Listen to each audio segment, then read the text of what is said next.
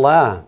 Incluir as pessoas com deficiência significa torná-las participantes da vida social, econômica e política, assegurando o respeito aos seus direitos no âmbito da sociedade, do Estado e do poder público. Incluir as pessoas com deficiências é o objetivo do Centro de Estudos da Atividade Motora Adaptada, CEAMA, da Universidade Luterana do Brasil. E nesse sentido, eu tenho o prazer de apresentar as nossas convidadas para esse programa de hoje, professora Rosilene Moraes Dil, que é coordenadora do CEAMA e professora do curso de Educação Física. E também dar as boas-vindas para a aluna Rebeca Moreira Franco, que é aluna do curso de Educação Física e estagiária no CEAMA. Também quero dar as boas-vindas para a dona Glória Amaral dos Santos, que é a mãe da Juliana, que já participa durante alguns anos das atividades promovidas pelo Centro de Estudos da Atividade Motora Adaptada, CEAMA. Antes de nós iniciarmos a nossa conversa, nós vamos assistir a reportagem sobre o assunto.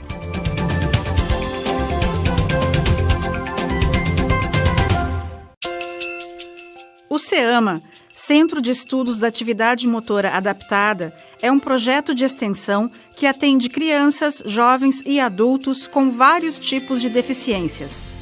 O grupo oferece espaços de lazer esportivo e as atividades são conduzidas sob a orientação de alunos e professores dos cursos de Educação Física e Dança da UBRA. Eu trabalho primeiro na parte do futsal. A gente procura trabalhar, além do lazer, trabalhar todos os esportes, seja coletivo ou individual. Trabalhar com pessoas que têm diferenciais importantes não quer dizer que seja uma atividade mais difícil. Eles têm uma reciprocidade muito boa, eles trabalham muito bem com a gente. O carinho que eles dão pra gente é muito grande. Então, o que a gente consegue trabalhar, eles conseguem desenvolver muito rápido. Eles chegam assim com aquele carinho pra gente, sabe? Eu acho muito gratificante isso. Este projeto também é importante para os pais e familiares de um deficiente. Eles todos têm um potencial que a gente, como pai leigo, não sabe por onde começar, né? Eu acho que o CEAMA traz justamente essa proposta, essa evolução para as pessoas com deficiência. Henrique Poli, deficiente, tem 27 anos de idade e é aluno do CEAMA há 8 anos. Meu nome é Henrique. Henrique, O Henrique faz tempo que faz futsal aqui, né, Henrique? Rico, sem a UPA. Faz tempo que vem até a UBRA, né? Conta aí pra eles, o que tu mais gosta de fazer? Futebol, jogar vôlei. Jogar vôlei também, são esportes que tu faz aqui, né? Eu gosto de dançar, comer. Gosta de dançar, também de comer, né? E o Henrique dança muito bem, né, Henrique? Eu gosto muito bem. Muito bem. Tchau pra eles.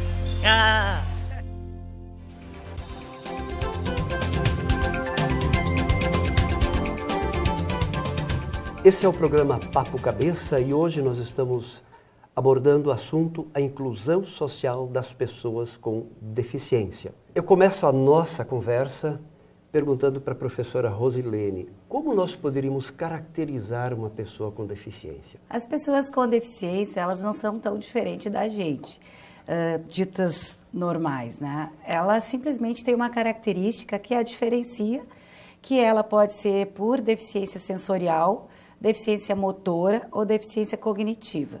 Mas elas possuem as mesmas características como qualquer criança, qualquer adulto mais velho. A única coisa é que ela possui uma característica que vai, então, classificá-la como pessoa que tem deficiência. Ou seja, precisa de algum cuidado diferente das pessoas consideradas normais, mas não significa que sejam pessoas que não têm as mesmas capacidades? Possui as capacidades, é só dar oportunidade, principalmente começa na infância, com os pais, a importância dos pais ficarem sabendo quanto antes da sua característica, da característica do seu filho, para poder estimulá-lo. No caso da criança cega, poder estimulá-lo através dos sons. A criança surda, através da visão. A criança com deficiência cognitiva, através de estímulos mais específicos, e a pessoa com deficiência motora, através de adaptação, de uma cadeira de rodas. Então, precisa de alguns suportes, algumas adaptações, mas ela consegue se desenvolver regularmente. Claro que tem crianças e adultos que possuem um agravamento do seu quadro, as deficiências múltiplas, que vai se diferenciar.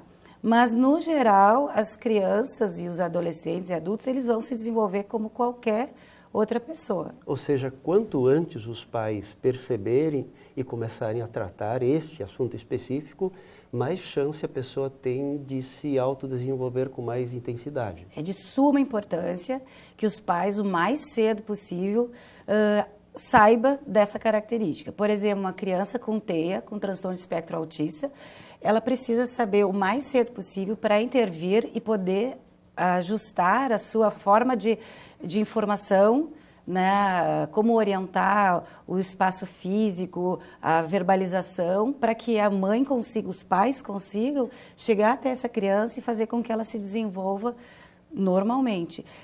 Claro que algumas características sempre vai ficar, né? Sim, mas sim. vai minimizar o quadro, né, do comprometimento. Tanto que tem pessoas, ditas pessoas com deficiências, que estão inseridas no mercado de trabalho e dão conta do recado plenamente. Né? Claro, ajustando a sua função e de acordo com a sua dificuldade, ele vai se desenvolver. Às vezes, inclusive, são ótimos profissionais e capacitados para ser excelentes, né?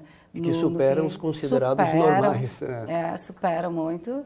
Às vezes, as pessoas, né, que têm as características normais, né? Sim.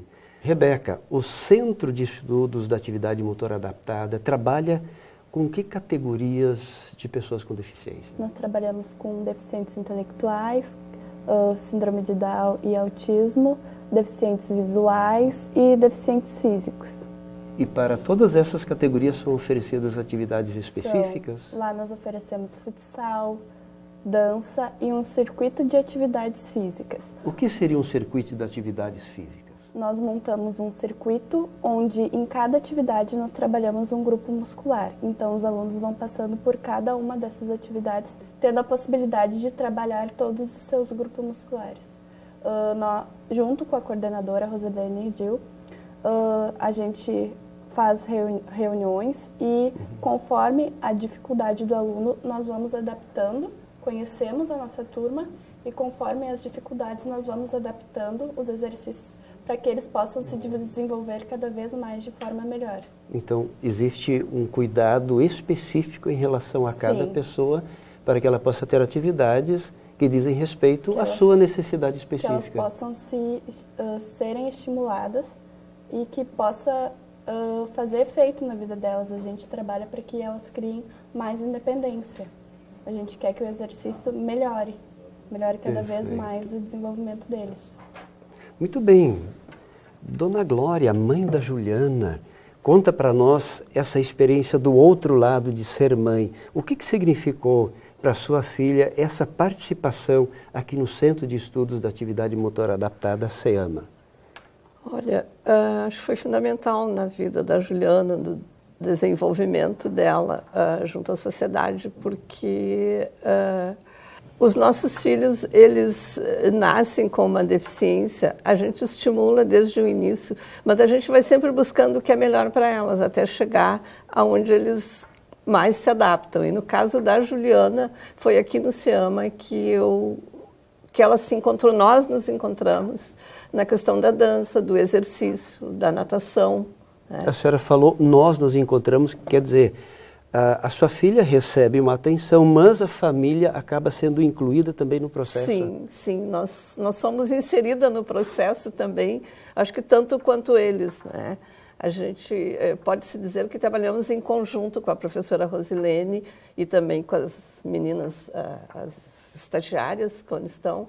Tudo que elas fazem no CEAMA, sempre as mães são questionadas se pode ser, se está certo. E para nós está sempre certo, né? Porque elas não fazem Então, existe também uma orientação para os pais poderem, digamos, trabalhar esse autodesenvolvimento. Sim. E quais são as maiores mudanças que a senhora percebeu na sua filha desde o momento que ela começou a participar do SEAMA? Ela ficou mais participativa, ela prestou mais atenção na questão da música, do som, dos gestos, da coordenação motora, né? A própria natação também, né? Então, é aquilo que eu sempre falo, assim, ó, a Ju, ela não fica sentada num sofá assistindo uma televisão e, como se diz assim, um robô, não. Ela tem a vontade própria, ela sabe o que quer, ela interfere no figurino também quando tem as apresentações, a gente fala, o cabelo, ela quer usar da maneira que ela quer, ela chega a tirar durante as apresentações uma flor que tem no cabelo, alguma coisa que seja assim, ela cria. O que eu gostei, Sim. que eu gosto, que eu me sinto bem, é que a Juliana, ela cria as coisas dentro daquele grupo do SEAMA. Muito legal. Antes de nós continuarmos com mais perguntas sobre esse importante tema, nós vamos para o intervalo. No entanto, antes disso, o quadro Ciência em Foco, depois do intervalo, e já voltamos. Olá a todos! Nosso quadro de hoje destaca a capacidade emocional de indivíduos que têm a síndrome de Asperger, o conhecido autismo. Hans Asperger foi o primeiro a reconhecer os padrões de comportamento que caracterizam a síndrome. Os indivíduos que a apresentam caracterizam-se por terem dificuldades nas habilidades sociais, serem relutantes para escutar o que os outros dizem e compreenderem com dificuldade o ato social de dar e receber. Em seu artigo publicado na revista Scientific American, Rebecca Brewer e Jennifer Murphy alertam para o fato de que os indivíduos com essa síndrome podem deixar de receber um tratamento eficaz devido ao estereótipo existente, que veicula a ideia errônea de que eles não sentem empatia nem têm emoções. Frequentemente, os autistas não demonstram emoções da maneira como pessoas sem essa condição o fazem e esperam que os outros façam. Mas daí a afirmar que eles não têm emoções e não sentem empatia é incorreto. O que as pesquisas dessas duas psicólogas investigaram foi a relação entre o autismo e a alexitimia, a condição definida pela dificuldade para compreender e identificar as emoções. Pessoas com níveis elevados de alexitimia podem suspeitar estarem experimentando uma emoção, sem, no entanto, identificarem de que emoção se trata. Elas podem estar tristes, bravas, ansiosas ou irritadas. O estudo mostrou que 10% da população em geral e 50% dos autistas têm alexitimia. Tais resultados invalidam a teoria de que a síndrome conhecida como autismo impede o reconhecimento de emoções, pois apenas metade da população autista tem alexitimia. A pesquisa demonstrou a urgência de se desenvolverem ferramentas que auxiliem indivíduos que têm tanto autismo quanto alexitimia a compreenderem as suas próprias emoções e as dos outros. Paralelamente, pessoas autistas, mas que não têm alexitimia, podem focar sua atenção no aumento de sua energia emocional para combater as dificuldades sociais ligadas a essa condição. Era essa a novidade de hoje. Até o próximo programa.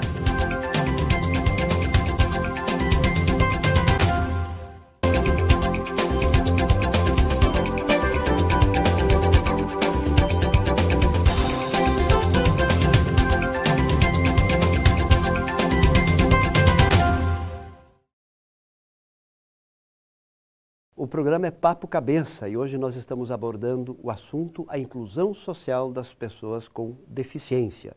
Temos aqui conosco a professora Rosilene Moraes Gil, coordenadora do Centro de Estudos da Atividade Motora Adaptada, SEAMA. Temos também a presença da aluna da Educação Física e estagiária do programa, a acadêmica Rebeca Moreira Franco, e a presença da Dona Glória Amaral dos Santos, que é a mãe da Juliana, que está participando dessas atividades do SEAMA. Professora Rosilene, quais os benefícios que essas atividades que a senhora coordena trazem para as pessoas deficientes que participam? Eu diria que toda atividade física, o exercício, a recreação, a dança, os esportes, elas trazem benefício para as pessoas em geral. E para as pessoas com deficiência, ela vai ser mais ainda no sentido que vai trabalhar também com a questão social, que muitas vezes as pessoas com deficiência não têm esse espaço de lazer esportivo na sociedade. Então, quando se tem uma programação específica que vai estimular, auxilia na autonomia dessas pessoas. Autonomia física, autonomia social, né, de poder dizer eu gosto, eu não gosto, né, e isso é muito importante para a pessoa com deficiência. E, além disso, o acadêmico que faz estágio no SEAMA, ele sai mais preparado, ou melhor preparado, para atender lá na comunidade essas pessoas, através do esporte, do exercício físico, da dança. Esses acadêmicos que hoje fazem estágio no SEAMA, eles saem, então, com uma experiência e de uma certa forma, desconstrói aquilo que foi criada pela cultura da deficiência não ser eficiente. E, na realidade, a partir do estágio no SEAMA, ele começa a construir essa nova pessoa, essa pessoa com deficiência, sendo eficiente dentro de uma organização metodológica, e ele pode aprender a nadar, aprender a jogar futsal, a interagir em grupo, ter brincar. Uma vida autônoma. Com autonomia. Isso que mais a gente quer é ter autonomia, a gente quer ser feliz, ser saudável. Então, esses programas esportivos beneficiam em todas a sociedade, mas no caso das pessoas com deficiência, ele oportuniza que essas pessoas possam, então, usufruir desses espaços esportivos. Professora, você que é uma conhecedora profunda do assunto, como nós poderíamos comparar o trabalho com pessoas com deficiência no Brasil numa comparação com países de primeiro mundo? Qual é a nossa situação? Nós temos já um trabalho bem desenvolvido ou, em termos de Brasil, tem muito a desejar ainda? Bom, eu trabalho na área há mais de 20 anos, né? Eu diria, e comecei minha vida profissional nos Estados Unidos, nessa área, e vou dizer que a gente engatinha, mas a gente engatinha de passo firme, né? No movimento mais firme, e a gente cresceu muito nesses 20 anos. Eu lembro que quando eu abordava esse assunto na universidade, na disciplina, ninguém sabia sobre esporte adaptado, no início, 20 anos atrás. E hoje, eu entro na sala de aula, todo mundo já sabe, já conhece. Então, através do Ministério de Educação, Ministério de Esporte, que desenvolveu programas inclusivos, hoje toda a comunidade já sabe um pouco mais sobre esporte, sobre exercícios para pessoas com deficiência. Coisa que no passado, na minha formação, eu não tive nada, eu fui aprender na prática, né? E agora já não. Então, cresceu muito essa área, porém temos que crescer muito mais. Porque inclusão é um valor, né? É um valor que o ser humano atribui a outra pessoa. E isso a gente tem que desconstruir certos valores preconceituosos que a gente tem e construir um novo valor perante as pessoas com deficiência. E isso leva um tempo. Nós educando nossos filhos, nós orientando nossos alunos, nós atendendo pessoas com deficiência de uma forma adequada, nós vamos construir, né, um espaço inclusivo real. Não aquele só de pessoas com deficiência fazerem parte e não serem atendidas adequadamente. Né? Então, eu acho que o Brasil cresceu muito nesses 20 anos e muitos projetos.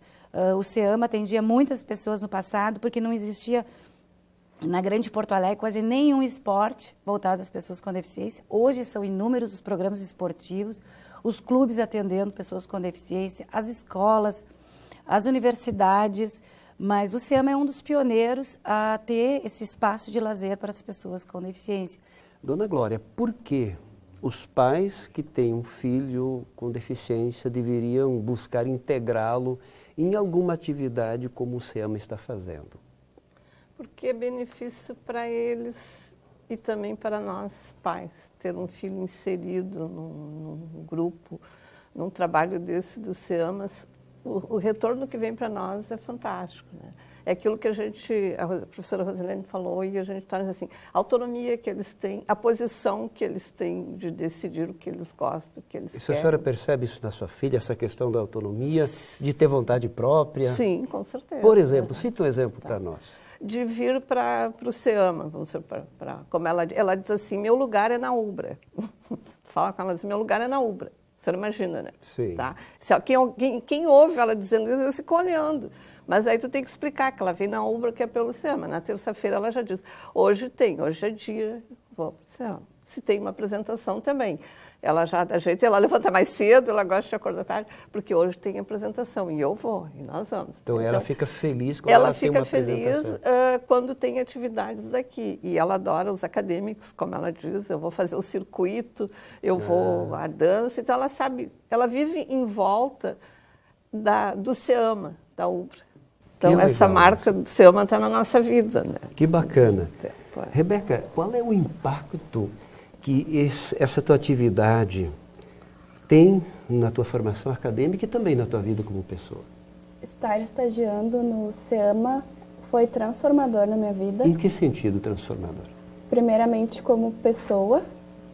A gente fala de crianças, alunos com deficiência e já enxerga uma barreira na frente de como eu vou lidar com esse aluno. E nós entramos dentro da sala de aula, dentro da quadra, dentro da sala de dança. E diferente de outras aulas que nós planejamos, que tem tudo planejado, de como a gente dá, primeiro nós conhecemos os nossos alunos, cada um com as suas características, cada um com uma qualidade diferente, e a deficiência a gente passa muitas vezes a não enxergar, porque as qualidades são tantas facilidades que é maravilhoso de ver. E como profissional da educação física, me fez enxergar diversas maneiras de ajudá-los, diversas maneiras de estimulá-los. E cada aula é uma surpresa nova de como eles nos surpreendem e de sim como eles são capazes de muita coisa. E depende muito de nós profissionais estimulá-los cada dia mais, procurar novas formas de chamar a atenção deles, para que eles possam cada dia um passo novo e cada dia evoluindo mais. Então, para um profissional de educação física, trabalhar com crianças, adultos, adolescentes com deficiência é uma experiência assim, sem tamanho. Quer dizer que isso qualifica a tua formação profissional? Muito. Me faz, acredito que muito mais preparada do que estando somente dentro da sala de aula. Dentro da sala de aula nós temos uma base maravilhosa, mas vivendo nesses projetos que tem de extensão, a prática, a gente passa a enxergar de outra forma e é maravilhoso. Professora Rosilene, tem uma relação, digamos assim, do percentual de pessoas com deficiência por classe social? Deve existir estudos nesse sentido? Tem bastante estudos sobre isso. O que acontece muitas vezes, a gente tem a classe mais baixa, ela não tem muita informação, principalmente para os pré-natais, às vezes deixa muito para a última hora.